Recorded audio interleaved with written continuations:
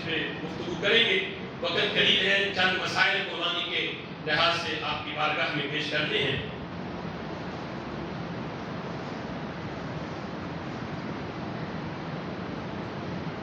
اچھا، قربانی کس پر واجب ہے؟ یہ ہر سال یہ مسئلہ بیان کیا جاتا ہے کہ قربانی صاحب نصاب مسلمان بالغ پر واجب ہے. صاحب نصاب، اس کے اور زکوٰۃ کے نصاب کے اندر تھوڑا سا فرق ہے. صاحب نصاب قربانی اور صدقہ فطر کے اندر اسے کہا جائے گا تو 52.5 تولے چاندی یا 7.5 تولہ سونا، ان کی مالیت جتنی 52.5 تولے چاندی کی مالیت بنتی ہے، اتنی مالیت اس کے پاس نقدی ہو، پرائز بانڈ ہو، یا مال تجارت ہو، یا حاجت اصلیہ کے علاوہ کوئی بھی چیز ہو. زکوٰۃ میں یہ نہیں دیکھا جاتا.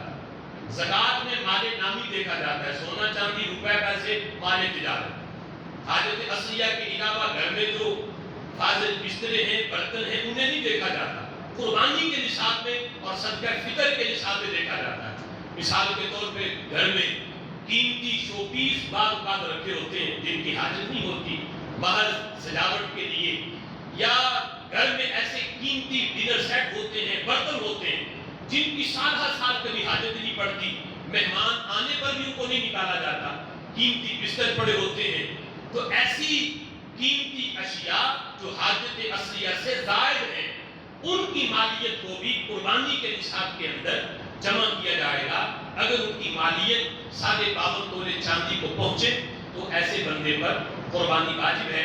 اگر کسی کے پاس 1 تولہ سونا ہے اور ساتھ اس کے پاس کچھ نقدی بھی ہے یا کچھ چاندی ہے یا حاجت اصلیہ کے علاوہ کوئی اور چیز ہے، اب 1 تولہ سونا اور دیگر جو اشیاء ہیں ان کو ملا کے دیکھا جائے گا کہ 52.5 تولے چاندی کو پہنچتے ہیں کہ نہیں پہنچتے. تو یقیناً پہنچتے ہیں.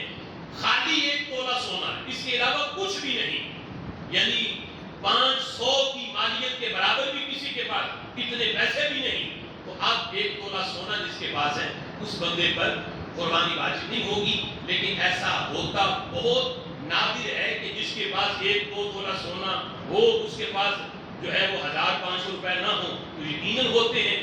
اگر ہو حاجت اصلیہ سے زائد جو اس نے جمع کر کے رکھے ہیں محض اس نیت سے کہ کبھی ضرورت پڑے گی تو میں خرچ کر دوں گا، یا گھر میں جس طرح جمع کرنے کے لیے وہ گلا وغیرہ رکھا ہوتا ہے اس میں جمع کیے ہوئے ہیں اور ساتھ سونا بھی ہے، تو ایسے دونوں چیزوں کو جمع کر کے چاندی کا نصاب پورا کیا جائے گا. اگر ہو جائے تو قربانی ایسے بندے پر واجب ہوگی. قربانی واجب ہو، مثلا زیور پڑا ہے، چاندی پڑی ہے، اور چیزیں پڑی ہیں، لیکن نقدی موجود نہیں کہ جس کی پیسے نہیں ہیں کہ بندہ جا کے اپنا منڈی سے جانور خرید سکے. سونا 5-6 تولے ہے، ساتھ جو ہے وہ چاندی بھی ہے، مال تجارت بھی ہے، یا حاجت اصلیہ کے علاوہ کوئی اور چیز بھی ہے، لیکن نقدی رقم موجود نہیں ہے جس سے جانور خرید سکے. تو اب کیا کریں؟ تو فقہا کہتے ہیں اب جو ہے یا تو ان میں سے کوئی چیز بیچے، سونا بیچ دے یا کوئی اور چیز بیچے، اتنی بیچے کہ جس سے جانور وہ خرید سکے، یا یہ ہے کہ بیچنا نہیں، اسے امید ہے کہ فلاں جگہ سے میرے پیسے آ جائیں گے. تو اب یہ ہے کہ کسی سے قرض پکڑ لے، اگر قرض ملتا ہے تو ادھار لے کے بھی قربانی کرے گا تو اس کا یہ واجب ادا ہو جائے گا، اور اس کا قربانی کرنا ضروری ہے، واجب ہے. یعنی ادھار پکڑ کے کرے، ادھار کوئی نہیں دیتا تو کوئی چیز بیچے یعنی اس میں سے اور پھر قربانی کرے. پچھلے سالوں کی اگر قربانی نہیں ہوئی، واجب تھی، کسی نے کی نہیں، سستی کی، تو واجب کس طرح ثابت ہوگا؟ اس کا مسئلہ یہ ہے کہ ایک تو واجب ادا نہ کرنے کی وجہ سے وہ بندہ گناہگار ہوا، توبہ بھی کرے سچے دل سے، اور ساتھ یعنی جتنے سالوں کی قربانی اس کے اوپر لازم تھی نہیں کی اس نے، ہر سال کی بکرے یا بکری کی قیمت جو ہے وہ کسی شریف فقیر پہ صدقہ کر دے، قیمت اس کی صدقہ کر دے. اس سے بھی اس کا وہ جو واجب ہے پچھلے سالوں کا ثابت ہو جائے گا. ہر سال کی الگ الگ جو اسے کرنا پڑے گا، ہر سال ایک بکری یا بکری کی قیمت اسے صدقہ کرنی پڑے گی. باپ اپنے نابالغ بیٹے کی طرف سے قربانی اس پر واجب نہیں ہے. نابالغ نصاب ہو، یعنی اس کی ملک میں اتنا مال ہو نابالغ کی کہ جو نصاب کو پہنچتا ہو، اس پر بھی قربانی واجب نہیں نابالغ پر، کیونکہ قربانی بالغ پر واجب ہے، اور نابالغ کے اوپر یعنی اس کے باپ پر بھی نابالغ کی طرف سے قربانی واجب نہیں ہے۔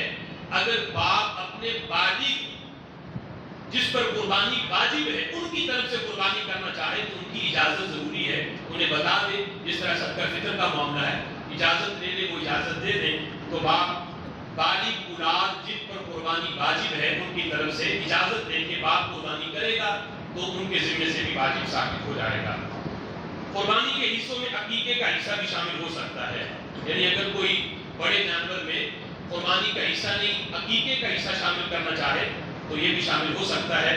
اس کے علاوہ اور کسی میں کوئی حج کے دوران دم لازم تھا، اس کا حصہ کو شامل کرنا چاہتا ہے تو اس کا حصہ بھی شامل ہو جائے گا۔ محض گوشت حاصل کرنے کی نیت سے اگر کسی نے حصہ شامل کیا، عموماً ایسا ہوتا ہے کہ بندہ گھر میں بکرا خرید لیتا ہے اور کہتا ہے کہ چلو میں بڑے جانور میں حصہ بھی ڈال دوں، وہاں سے گوشت آئے گا وہ محلے میں بانٹ دوں گا، بکرا سارا گھر رکھ دوں گا۔ اب یہ جو حصہ اس نے شامل کیا محض گوشت حاصل کرنے کی نیت سے کیا، یہ بندہ بقیہ شے کو بھی لے ڈوبے گا، ان کی قربانی بھی نہیں ہوگی۔ اس لیے جب شرکت پہ قربانی ہو تو سارے شرکاء دیکھیں، جانچ پڑتال کریں، اور جو حصہ شامل کرنے والے ہیں جن کی یہ ذمہ داری ہے وہ بھی خیال اس کا کریں۔ جب کوئی حصہ شامل کرنے آئے ان سے باقاعدہ پوچھیں کہ کس لیے شامل کر رہے ہو، یعنی یہ واجب ہے یا کس نیت سے تم جو ہے شامل کر رہے ہو، اور باقاعدہ یہ بھی ہو کہ یہ بندہ بد عقیدہ تو نہیں، بد مذہب تو نہیں، یہ کسی اور فرقے سے جس کا تعلق تو نہیں۔ ایسا بندہ اگر شرکاء کے اندر ایک بھی شریک ہو گیا تو بقیہ شے کی بھی قربانی نہیں ہوگی۔ اس لیے اس میں احتیاط جو ہے یہ ضروری ہے۔ جانوروں کی عمر کا حساب دانتوں سے نہیں ہوتا۔ عام طور پہ یہ جو جانور بیچنے والے ہوتے ہیں یہ خود بھی جانور کی عمر پوری نہیں ہوتی، دانت خود توڑ لیتے ہیں، تو دانتوں سے ایک اندازہ ضرور ہوتا ہے، لیکن دانتوں کا کسی جانور کی عمر پوری ہے، مثلا بکرے کی عمر 1 سال پوری ہے لیکن دانت ابھی نہیں ٹوٹے، تو یہ نہیں کہا جائے گا کہ اب جناب اس کی قربانی نہیں۔ دانتوں سے محض اندازہ ہے، اور یہ بھی فقہاء نے لکھا کہ جانور جو خود باہر جا کے چارہ اپنے دانتوں سے توڑ کے کھینچ کے جو ہے وہ کھاتے ہیں ان کے دانت جلدی ٹوٹ جاتے ہیں، اور جن کو گھر میں باندھ کے آقا ان کا مالک جو ہے وہ چارہ اس کے آگے رکھے اور اسے دانتوں سے کھینچنے کی ضرورت نہ پیش آئے، اس کے دیر سے ٹوٹتے ہیں، تو یہ محض اندازہ ہے۔ دانتوں سے عمر کا پورا ہونا ضروری ہے۔ مثلا آج اگر فرض کریں عید کا دن ہو تو آج کے دن سے پہلے یا آج کے دن ہی یا آج کے دن سے پہلے، آج کے دن عید کے دن اگر پیدا ہوگا تو پھر عید کے اگلے دن اس کی قربانی ہوگی، عید کے دن نہیں ہو سکتی۔ تو عید کے دن سے پہلے یعنی آج اگر عید ہے تو کل جو جانور پیدا ہوا اگلے سال بکرا یا بکری، اس کی اگلے سال عید والے دن یوم النحر کو قربانی کر سکتے ہیں۔ قمری لحاظ سے اس کا اعتبار ہے، یہ انگریزی مہینے کے لحاظ سے نہیں، چونکہ قمری اور انگریزی مہینوں میں 10 دن کا فرق ہوتا ہے، تو قمری اعتبار سے اس کو دیکھا جائے گا۔ دوسرا، بڑے جانور کے اندر 7 افراد سے کم بھی حصے دار شامل ہو سکتے ہیں۔ عام طور پہ لوگوں کے ذہن میں یہ ہوتا ہے کہ گائے یا اونٹ کے اندر 7 افراد کا شامل ہونا ضروری ہے، تو ایسا نہیں، 7 سے کم افراد بھی شامل ہو سکتے ہیں۔ 7 کا عدد زیادہ عدد تعداد کو بیان کرنا ہے کہ 7 تک جائز ہے، 8 جائز نہیں، بقیہ کم 2 بھی بڑا جانور لے کے کر سکتے ہیں، 3 بھی کر سکتے ہیں، 4 بھی کر سکتے ہیں، 5 بھی، 6 بھی۔ 7 سے کم افراد وہ حصہ پر برابر شامل کریں گے۔ کسی کا حصہ 7ویں حصے سے کم نہیں ہونا چاہیے، اگر کم ہوا تو سب کی قربانی نہیں ہوگی۔ یعنی 7 سے کم افراد جب ایک بڑے جانور کی قربانی کریں تو گوشت بھی برابر تقسیم کریں گے۔ یہ ضروری نہیں کہ 7 ڈیریاں بنائی جائیں، جتنے افراد شامل ہوئے اتنے ڈیریاں بنا دی جائیں، اتنے حصوں میں گوشت کو تقسیم کر دیا جائے۔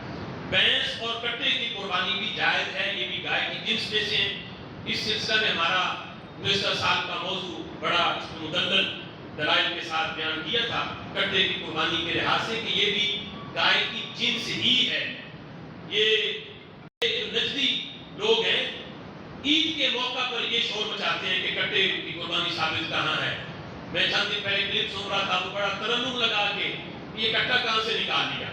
تو اس میں باقاعدہ ان کی کتابوں سے گزشتہ موضوع میں نے ان کی کتابوں سے حوالے پیش کیے تھے کہ پہلے اپنے گھر کی فکر کرو کہ تمہارے اپنے آبا و اجداد، تمہارے جو نسلی ہوتا ہے وہ باپ کی تو مان لیتا ہے بڑوں کی، تو اپنے آبا و اجداد کو پہلے دیکھو کہ انہوں نے لکھا کہ بھینس جو ہے یہ بھی گائے کی جنس میں سے ہے، اور زکوٰۃ کے معاملے میں بھینس کو جب گائے کی جنس سے مانتے ہو تو قربانی میں تکلیف کیا ہے پھر؟ تو لہٰذا اس میں مدلل ہمارا موضوع جو ہے وہ موجود ہے. غنی شخص نے قربانی کی نیت سے جانور خریدا، پھر اسے فروخت کر دیا، بیچ دیا. یعنی ایسا بندہ جس پر قربانی واجب تھی، صاحب نصاب تھا، اس نے جانور خریدا پھر جانور کو بیچ دیا دوسرا لینے کے لیے. اس کی 3 صورتیں. ایک صورت اس کی ناجائز ہے، حرام ہے. ایک صورت اس کی مکروہ ہے، اور ایک صورت اس کی جائز ہے. جو حرام ہے وہ یہ کہ جانور مثلا خریدا تھا 50,000 کا، اب اسے جناب نفع مل رہا ہے. وہ کسی نے کہا کہ میں اسے 60,000 کا جو ہے نا وہ تم سے لے لوں گا. اب اس نے کہا کوئی بات نہیں، جانور میں تو 40,000 کا بھی لے کے کر دوں گا، 20,000 مجھے نفع ہو جائے گا. اس نیت سے اگر جانور بیچا کہ پہلے 50 کا خریدا تھا، پھر مزید نفع بھی لے اور پہلی والی مالیت سے کم مالیت کا جانور خریدے، یہ صورت ناجائز ہے، حرام ہے. اور دوسری صورت یہ ہے کہ جتنا جو جانور خریدا اسے نفع نہیں مل رہا، ویسے ہی تبدیل کرنا چاہتا ہے کہ یہ بیچ کے اتنی ہی مالیت کا میں اور لوں گا، اتنی ہی مالیت کا اور لوں گا، کوئی پیسے بیچ میں رکھوں گا نہیں. تو یہ بھی فقہاء نے کہا کہ یہ صورت بھی مکروہ ہے کہ جو لیا وہی جانور اللہ کے راستے میں قربان کرے.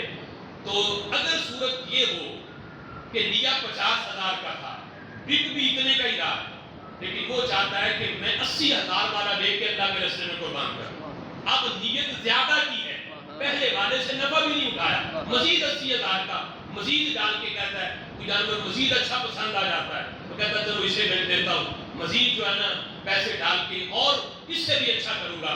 تو یہ صورت جو ہے یہ جائز ہے، اس میں کوئی حرج نہیں. یہ ایک پرچی آئی، کسی نے سوال پوچھا، پائے کھال کے ساتھ پکانے چاہیے یا نہیں؟ اکثر لوگ اوپر سے بال چلا کر پکاتے ہیں، تو کوئی اس میں حرج نہیں، بال چلا دیے جائیں تو کھال جو ہے یہ بھی کھانا حلال ہے، یہ بھی کھا سکتے ہیں. تو اگر اس طرح پکائے جائیں تو اس میں کوئی حرج نہیں. اتار کے کھانا چاہیں تو اتار کے کھا لیں، یہ اپنی مرضی کی بات ہے، شرعی طور میں اس میں کوئی کباہت نہیں. اس کے علاوہ کوئی اور مسئلہ اگر پوچھنا چاہے کیونکہ وقت ہو چکا ہے، بعد میں انشاءاللہ قربانی کے متعلق اگر کسی کو کوئی اور مسئلہ درپیش ہو تو بعد میں پوچھ سکتا ہے.